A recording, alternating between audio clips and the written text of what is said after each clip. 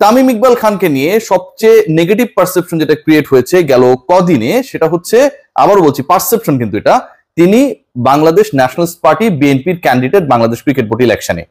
এবং এই পারসেপশনটা ক্রিয়েট হওয়ার পরে অর্ধেক অর্ধেক হয়ে গেছে, অর্থাৎ সাকিব আল হাসান কিংবা মাশরাফি বিন মুর্তজা পলিটিক্সে যাবার পরে সাধারণ মানুষ যেভাবে ব্যাপারটাকে নেগেটিভলি নিয়েছে, সাধারণ মানুষও কিন্তু বিভিন্ন রাজনৈতিক দলে চিলটা মারে যখন ভোট হয়, কিন্তু এন্ড অফ দ্য ডে তারা তাদের আইকনদের, যিনি খেলার তারকা, যিনি গানের তারকা, সাংস্কৃতিক তারকা, তাদেরকে কোনো পলিটিক্যাল ব্যানারে দেখতে পছন্দ করে না, এবং এটাই স্বাভাবিক।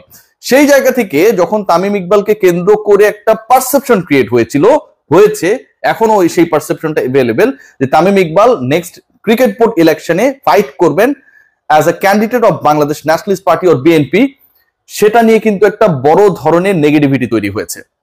সেকেন্ড নেগেটিভিটির জায়গা সেটা হচ্ছে আমিনুল ইসলাম বুলবুলের সাথে তামিম ইকবালের সমঝোতা। এবার আসুন, তামিম ইকবালকে কেন্দ্র করে যে নেগেটিভিটি তৈরি হয়েছে, তামিম ইকবাল কিভাবে অনেকটাই নিজের অজান্তে একটা বড় ধরনের বিপদে পড়েছেন।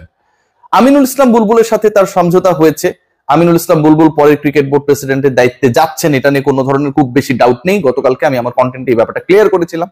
তামিম ইকবাল একটা গুরুত্বপূর্ণ পদে বাংলাদেশ ক্রিকেট বোর্ডে থাকবেন, সেটা হতে পারে ক্রিকেট অপারেশন, সেটা হতে পারে সেন্টার অফ এক্সেলেন্স বিনির্মাণের সাথে যে কাজকর্মটা হবে পূর্বাচলের যে জমিটা রয়েছে সেখানটায়, অথবা ভাইস প্রেসিডেন্টের একটা দায়িত্বে, সবই ঠিক আছে।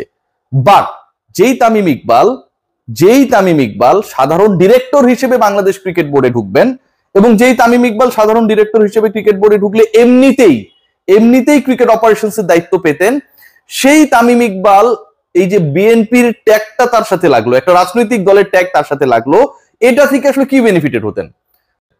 তামিম ইকবালের তো এই পথটায় কোনো বাধা ছিল না কখনোই। তামিম ইকবালের তো বাংলাদেশ ক্রিকেট বোর্ডের পরিচালক হওয়া নিয়ে সাধারণ মানুষের কোনো আপত্তি ছিল না কখনোই।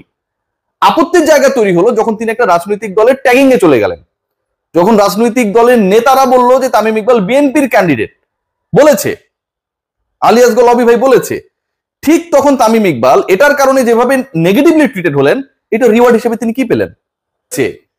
এর থেকে দুঃখজনক কোনো ঘটনা ঘটতে পারে না। আমি বাংলাদেশে বসবাস করি, বাইরে থেকে এই বড় বড় কথাগুলো বলছি না, দেশে থেকে অনেক টাফ এই কথাগুলো বলা, বাট আমি বলছি কেন? কারণ এন্ড অফ দ্য ডে যেই তামিম ইকবালকে নেগোসিয়েশন করতে হয়, এন্ড অফ দ্য ডে যেই তামিম ইকবালকে প্রেসিডেন্ট হবার সুযোগ হাতছাড়া করতে হয়, এন্ড অফ দ্য ডে যেই তামিম ইকবালকে সাধারণ পরিচালক হিসেবেই থাকতে হয়, এন্ড অফ দ্য ডে যেই তামিম ইকবালকে পাওয়ারফুল হওয়ার জন্য অ্যাকর্ডিং টু প্রথম আলো সমকাল রাজনৈতিক নেতাদের সন্তানদের ছাড়া তিনি আগাতে পারবেন না, এরকম একটা বাস্তবতার মুখোমুখি হতে হয়, সেই তামিম ইকবালের আমার কাছে মনে হয় বিসিবি ইলেকশন না করাই ভালো। এই ট্যাগিং অ্যাকসেপ্ট করার থেকে ক্রিকেট বোর্ড ইলেকশন না করাই ভালো।